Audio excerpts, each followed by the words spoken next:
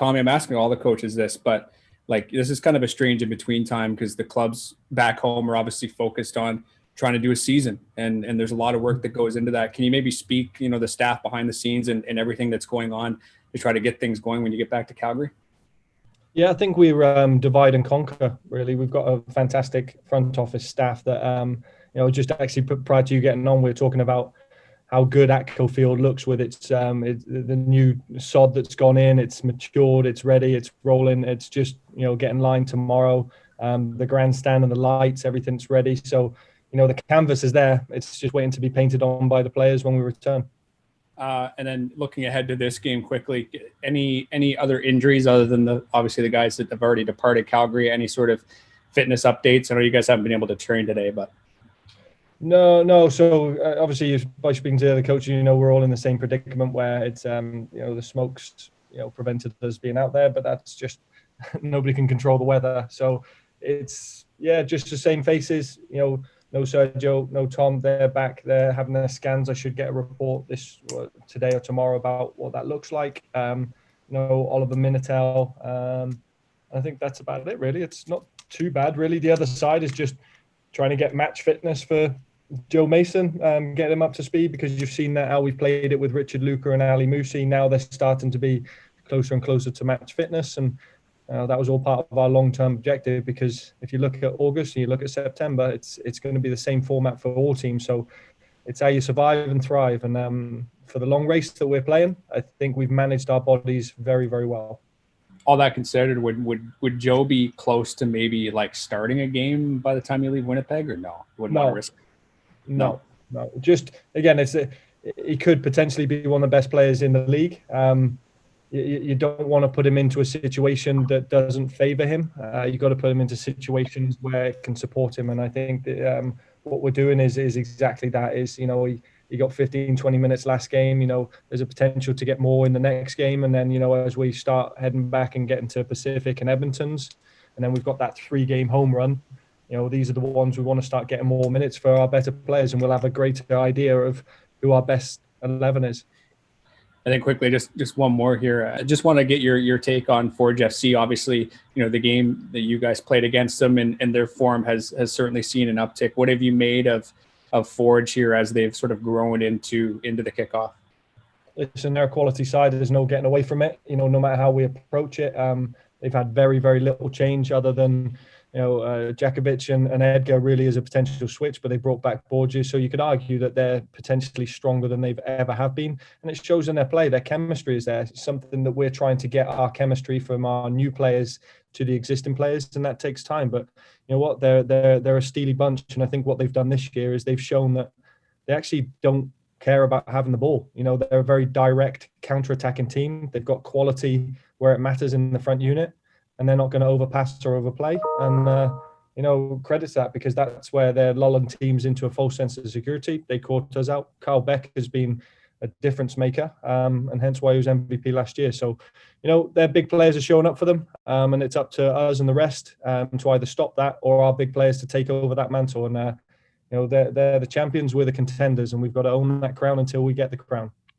Maybe I'll just take one more question here. That being said, then, Tommy, just considering how Forge has been playing, a little bit differently, what tactically would you look to do, since you've got a different look in the last game? Obviously, is there anything that you would want to change or look for this game?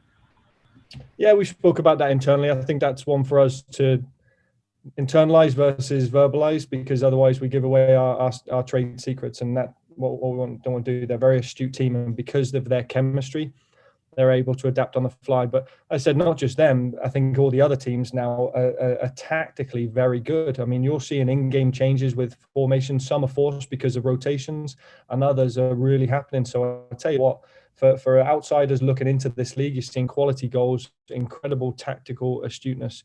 And we've only really just begun this season. It's going to be a really good race, but teams are going to take points off each other. So we've got to bank as many points as we can while we're here. We're playing 9 road games to start any season, and that's how we look at it, versus, say, Valor, who are playing 18 home games this year.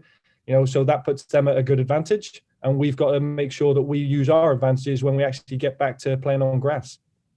Thanks, Tommy. Don't tell Rob he's the home team. Don't tell him that. won't take it. No, you can't. Well, you got to use what you got. And I said, fair play to him. I see him in the elevator. I said, fair play. You've used your advantages. It's an advantage I would use. If we're at Spruce Meadows, I guarantee you that'd be the same advantage we would be home in. That's good coaching. Awesome. Thank you, Marty. Moses, if you have any questions for Tommy, you can go ahead right now. Thanks, Paige. Hi, Tommy. Coming in as a late super sub in this case. Rotations, that's all it is, mate. We're getting you up to match fitness. It's going to take me a little while to get there, my friend. 2020 did a number on me. But just talking about your club, I know you mentioned a little bit against Forge and the competition of what you've seen. Do you feel like it's kind of whet the appetite a little bit of the players, knowing what to expect going to your final match here in Winnipeg and then heading back home to Spruce Meadows? Listen, it's a great game to finish this start to the season. It lets us know where we're at in terms of what players we've got and what our best 11 looks like. Like I said before, they're where we want to be. So we can't pretend that. We can't hide away from it. We have got to go into this with the contender mentality, and the contender has to battle against the best if we want to be the champion. So they're the best right now, and it's up to us now to knock them off their throne. This one just a little bit different off mark. You may have mentioned this or may have talked about this earlier, but in regards to the Canadian Championship, it became official now in terms of who you'll be facing, how the format is going to be. Just kind of another wrinkle into the season. Has that got your team excited, knowing what's in store for the next coming weeks? Absolutely. Anytime you get to play an Al Classico derby, that's a game we haven't played for a while, and something that our fans and their fans, put a nice tongue-in-cheek trophy on it, the Wild Rose Cup. But it's, what this does is it leads to the winner of Pacific against Whitecaps. You can't guarantee that, it will be Whitecaps, because I think Pacific are a bloody good side, and they could do what we did in 2019. So, on these knockout games, I actually really like the format because it's the one and done. I think right now you've got to look at in current circumstances. That's how big cups, in the FA Cup and the Bundesliga's version of that one. It's how a cup should be. It's an excitement. It's the game's done and decided on there. And then if you win, you advance and get another round. And if you win and advance, you get an even more lucrative tie. So we're looking forward to it. The more games, the merrier. These guys want to play. We want to play. So keep them coming. Thanks, Tommy. Thanks, Mo. Thank you, Moses. I'll open it up to either of you if you have any more questions before we let Tommy go for this afternoon. Good, Marty? Awesome. I'll ask you a question. What do you think of Daan Klomp? Well, what was your quote? Is that he was like Dom Zator and who else combined? yeah, hybrid, wasn't he? Yeah. If you get both of them, and exactly how I said it. He is a tremendous player. I think he's one that keep an eye on him, because I think he's one because he's only 22. And I think he's one for beyond this league. Who's one player that's really performed for you that you don't think has gotten the plaudits so far? Probably him. I think if you look at most consistent, the data supports our judgment of him. He's a terrific defender. He's winning his individual and aerial duels, but he's a player. You can see that Dutch way where he wants to play with the ball, but he's a terrific human, great athlete. And we're delighted to have him. And I think he's one that, I said he stepped into some very big shoes in not only Dom Zator, but Jay Wheeldon, and he's filled them remarkably. And then maybe I will ask about Ali Musse. I'm not sure if someone asked you about that after the game, the last one. Maybe just speak to giving him a bit of a platform in that spot, right? He really thrived in that role. Can you talk to that, and then maybe what we could expect from Ali for the season? Do you know what Ali is the type of winger we haven't necessarily had. If you look at Escalante and you look at Pasquotti in the past, they're very direct, down and get at you and get the ball in. Ali's a dribbler, and my word, he stood two different games. He stood the defenders stand still, and you don't get that. He's so different. He's such a maverick. Having worked with him before, you've got to learn and understand about him. He's a very, quiet, introverted lad, and the more he is, more comfortable. We didn't have him for the first 3 games just because of paperwork with the ITC, and now you're starting to see, as we're getting into that game 4 where he's getting closer to match fitness. That was his first full 90.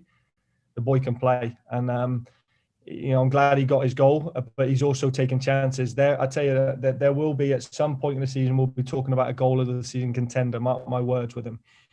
I'm not sure if you saw Nathan Mavilla posted one of those nights and said Ali Messi, which I really. Well, do you know what's great about him is, like I said, he's quite humble when it comes to that, but he's got that great image about him. He's got a fantastic head of hair. He's a terrific athlete. He is pacey, but I said he's not quite match fit yet. So when we talk about the likes of him and Richard Luca, we have got a totally different dimension in our attack. It's just now we need the time to get there, to find these chemistry, because him, Joe Mason, Sergio Camargo, we said at the beginning, it's just now about getting them fit and getting them fully loaded, ready to entertain our crowd at Spruce Meadows, because that's the difference. When we get to Spruce Meadow, our fans, the way they cheer, they increase the motivation for our players, and you can just imagine the entertainment value they'll get once these guys are on the pitch. Perfect. I just got another follow-up question for you, Tommy. Sure. Yeah, it's just in regards to the season. You talk about there's a lot of room to grow, it sounds like, from when you speak of your team, what you've done. You're a quarter of the way through. Could you give an assessment of what you've seen, what you liked, maybe things you want to improve on, and just your overall standing through 7 matches? Well, we were goal either side of winning some tight games. I think what we're noticing is, A, the league's improved. B, we've got a great squad, but still learning our chemistry and our style of play. And that's always compounded with, the physical fitness. If you like, say, your Pacifics and Forge, where you've got a lot of guys that play together, now we've got a split between guys that have been with us and new guys coming in. So that takes a little bit of time. Listen, get another win before we leave. We'll view this as a successful, undertaking of getting away, 4 wins and 2 ties away from home. If we don't, then we're at 500 coming home, which is okay, but we would like it to be better, and that's where it's at. But like I said, we've got 10 home games when we return from this. We plan on being fitter. We plan on being sharper and using this time to really define how we play and who plays in that system.